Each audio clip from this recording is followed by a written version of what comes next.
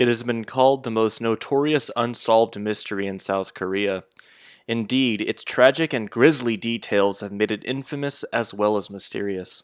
On March 26th of 1991, five schoolchildren traveled to a nearby mountain to collect salamander eggs during a public holiday in Daegu, South Korea. None of them ever returned. Despite a massive police search aided by the local townspeople and thorough overlapping investigations, their murders remain unsolved. In today's video, I'll be sharing with you the infamous and tragic case of South Korea's Frog Boys, where I will break down all of the major theories regarding what may have happened to the kids before discussing an often overlooked theory of how the North Korean Special Operations Forces could have been involved.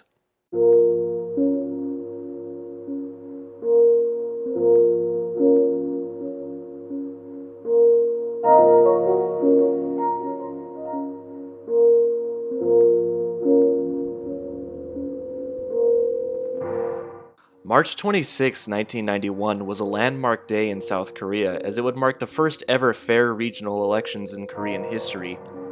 It was on this day that six young boys, all friends who attended Songso Elementary School together, journeyed to Mount Waryong to collect salamander eggs after their neighbors scolded them for being too noisy. The children were Woo Chol-won, age 13 and the oldest of the group, Jo Ho-yeon, age 12, Kim Young-gyu, aged 11, Park In-chan, age 10, Kim Tae-ryung, age 10, and finally, Kim Jong-sik, age 9. Just as the group started to head out, however, Kim Tae-ryung remembered his mother's warnings about not going out to play before eating breakfast. Not wishing to disobey his mother's orders, he decided against going with the rest of the group and went home to eat breakfast, completely unaware that this sudden revelation had just saved his life. A little while later, after eating breakfast, Kim Tae-ryung caught up with the group at the foot of Mount Waryong, but again remembered his mother's warnings about straying too far away from home. Choosing again to obey his mother's wishes, he decided against ascending the mountain and went home, again completely unaware that his reverence for his mother's word had saved his life not once, but twice that day. The five remaining members ascended Mount Waryong, and it would be the last time that he would ever see them alive. Before long, several hours had passed, and by 6 p.m. the boys' parents had begun to grow concerned over their missing children. Together, they ascended Mount Waryong's various hiking trails, attempting to find the kids to no avail. With the boys nowhere to be found and darkness creeping upon them, at 7:50 p.m., the parents of the missing children decide to call the police. Local law enforcement searched the mountain until around 3 in the morning, also coming up empty-handed, with the boys now having seemingly vanished without a trace, and with local law enforcement at a loss. It wasn't long before the event made national news in South Korea, and what would follow would become the most exhaustive search in South Korean history. Over 300,000 police and military personnel combed the mountain and its surrounding areas for months, at the personal request of then-President Roh Tae-woo, again turning up nothing. Several parents of the missing children even reportedly quit their jobs to focus on finding their sons. Despite the massive televised search efforts by civilians, police, and the military alike, their efforts ultimately proved fruitless, as not so much as a single clue or remnant of the boys could be found. It was as if the four kids that day had simply vanished into thin air.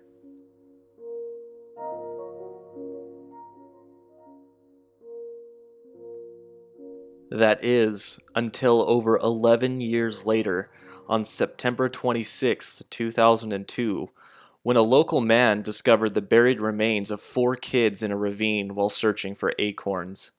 What would follow, however, would be one of the most incompetent investigations in the history of South Korean law enforcement. When police were brought to the area where the bodies were found, they began excavating the fragile remains of the children with pickaxes. Furthermore, initial coroner's report hastily listed their cause of death as hypothermia, with the police concluding that the boys had simply gotten lost and succumbed to the elements. This ruling, however, was universally rejected by the public, including the victims' parents, as number one, Mount Waryong is not a tall, treacherous mountain, but more like a small hill in the city of Daegu, which even in 1991 was a brightly lit major city of 2 million people. As such, it would have been virtually impossible to get lost in and die, especially for the boys who knew the mountain very well. Further casting doubt on the theory that they simply succumbed to the elements was the fact that their bodies were strangely enough found in an area of Mount Waryong that had already been searched, with the entire mountain itself being searched over 500 times according to one report. In fact, the location of the bodies was in an area of Mount Waryong that was within eyesight of their village, leading many to believe that the kids were murdered and then their remains were buried in an attempt to hide the crime. This ruling was so universally rejected by the public that in 2002, a South Korean television program decided to test the theory of whether or not kids could get lost in the mountain. For the experiment, children of roughly the same age group were placed at the summit of Mount Waryong after sundown and told to find their way back to the entrance. While the ethics of this experiment are questionable at best, the result of the experiment was that all of the children made it back without a hitch, further casting doubt on the idea that the children had gotten lost. Additionally, it was discovered that the victims' clothes had been tied into knots, further hinting at foul play. The parents demanded a full investigation, which was eventually granted, and a full forensic report concluded that 3 of the children suffered blunt force trauma to the head from an undetermined object. Another boy suffered lacerations from a serrated object. Lastly, one of the boys' skulls was later discovered to have 2 bullet holes that were attributed to a shotgun. Police later retracted hypothermia as a cause of death and reclassified the case as a homicide. However, due to the severely decomposed remains by that point and the piss-poor handling of the remains by the police, forensic investigators were unable to figure out what exactly was used to kill them, noting that whatever tools that were used to inflict the puncture wounds on the skull were, quote, unusual. The statute of limitations expired on the case in 2006, and the case remains unsolved.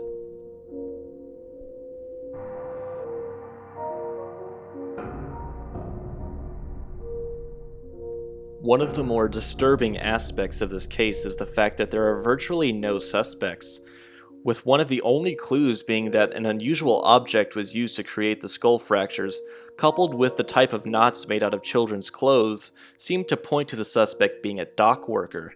However, this lead was either never followed up on or was abandoned, as to date there were no arrests for these murders. There were at least 4 witnesses besides Kim Tae-ryung who claimed to see the boys that day. None of them, however, claimed to see the boys after they ascended the mountain, with the last known sighting of the kids being around 12 p.m. by 2 of the boys' classmates, Kim Kyung-yul and Tae-sok, having stopped to chat with the boys at the foot of the mountain. The boys would say that the group mentioned that they were going to the mountain to collect shell casings from a shooting range located on the mountain that was used by the South Korean Armed Forces. As with any unsolved murder case, theories are abound, ranging from the more level-headed the kids saw something they weren't supposed to and were killed, to aliens did it, gumiho attacks, and child-eating lepers. One of the more prominent theories is that the police or the military were somehow involved and covered it up to avoid the political fallout of such an event. This theory is supported by the fact that Mount Waryong was searched over 500 times, with over thousands of police and military personnel participating. In addition, the forensic report concluded that the children had likely been murdered and buried on the same day that they'd gone missing, which leads to the question, how did so many police officers and soldiers manage to overlook the freshly dug earth that would have resulted from burying 5 children? Supporters of this theory further point out that South Korean authorities were notoriously corrupt in the 1990s, and that throughout the entire investigation were constantly unprofessional and incompetent, such as using pickaxes to exhume the skeletal remains of the boys after they were discovered, and their subsequent rush to judgment of hypothermia being the cause of death despite not conducting a forensic investigation, or taking the time to consider the sheer absurdity of the idea that hypothermia was how they died, considering how they were found buried so close to their homes. Further supporting the theory of a cover-up, some have speculated that one of the boys had accidentally been shot by a careless South Korean soldier who was on the shooting range where the kids had frequented to collect shell casings. Upon discovering the dead child and wanting to avoid the impending court-martial, the soldier and his subordinates quickly rounded up the rest of the children and killed them by beating them with the stocks of their rifles and a knife, as not to draw any more attention with more gunfire, before burying them in a ravine. The soldiers would then direct attention away from where the bodies were buried during the subsequent searches to avoid getting caught. However, there are many holes with this theory. Firstly, if soldiers were out on the range for target practice that day, there would have been a record of it, as army personnel don't just venture out to a shooting range so close to civilians with potentially automatic weapons. It is likely that had this been the case, the soldiers would have all been questioned about what they had seen that day, especially years later once the bodies had been recovered and an actual investigation had been launched. However, this never happened, likely alluding to there having been no South Korean soldiers on the range or even in the vicinity that day. However, the most damning piece of evidence against this theory is the fact that the 2 bullet holes in the skull's child were attributed to a shotgun, which are not used by any branch of the South Korean military, meaning that the killer or killers were not involved with the South Korean military. The same aforementioned problem can be applied to the police, whom are almost always armed with revolvers in the rare cases that they carry firearms at all, not shotguns. Some have speculated that a hunter accidentally shot one of the kids with a double-barrel shotgun, mistaking him for a deer, and then killed the rest of the boys again to avoid the legal ramifications of killing a child. This theory is supported by the fact that a shotgun is a common choice for hunters in South Korea. The 2 bullet holes found on the boys' skulls seem to correlate with a double-barrel shotgun, as they have a maximum capacity of 2 rounds. Furthermore, there was even a local man who lived near the mountains and owned a shotgun, which he would allegedly show to the boys when they visited the mountain. However, according to reports, he was later excluded as a suspect. Nonetheless, it remains a popular theory that it was a hunting accident gone horribly, horribly wrong. However, even this theory is not without its faults. Firstly is the fact that the boy that was shot in the head twice. It's worth pointing out that for this to have been an accident would have required the hunter to put 2 consecutive shots into the boy's skull before he dropped to the ground, all without knowing what he was shooting at. It is worth mentioning that the forensic report doesn't mention what kind of shells were used, whether it was birdshot, I don't think it was birdshot, buckshot, or slugs. I suppose you could counter my previous statement of 2 shots by saying that the wounds could have possibly been caused by 2 pellets from a single buckshot. However, I am doubtful of this, as 2 pellets hitting the child's skull would mean that the shooter was far enough away for the buckshot to have spread significantly. Now, I'm not a ballistic expert by any means, but I'm doubtful as to whether or not 2 pellets would retain enough velocity to penetrate clean through a child's skull. Personally, I think that it was likely slugs that were used, as buckshot spreads fairly quickly, and depending on how far away, wouldn't have left 2 distinct holes in the child's skull. Whereas at point-blank range, 2 rounds of buckshot would have made the kid's head explode. Another hole in the story is how a lone hunter would have managed to subdue 5 children, murdering all of them one at a time without one of them making so much as a noise or trying to make a break for it. If the kids saw that they were being killed one by a single man, self-preservation would have likely taken over at that point, and at least one of them would have made some noise or ran. However, of the already few witnesses who'd come forward, only one witness claimed that they'd heard any noise at all. Ham Sung-hun, a fellow student at their elementary school who also lived at the foot of Mount Waryong, claimed that he heard 2 screams approximately 10 seconds apart, followed by nothing. However, when investigated further, Sung-hun put the time he'd heard the screams at around 11:30 a.m., which conflicts with Kim Kyung-yeol and Lee Tae-sok's statements that they'd seen the kids alive and well around noon. What truly makes this hypothesis unlikely, however, is the fact that South Korea has extremely strict gun regulations. Every gun is registered with the police and actually have to be kept at the police station when not in use in most jurisdictions. If a person wants to use their gun, they must sign it out of the police station, a process which includes telling the police where you're going and at what time. Given these restrictions, the police would have had a pool of registered gun owners in the area and can comb through the records of who was at Mount Waryong. However, even this didn't help the police find any suspects, leading us to believe that either the records weren't kept for that long, got lost, or that nobody was reported in the area that day. And while illegal unregistered firearms do exist, they are rare, and it's unlikely that someone would bring their unregistered firearm into a small hill in the middle of a major city frequented by South Korean army soldiers, only to shoot and murder 5 kids.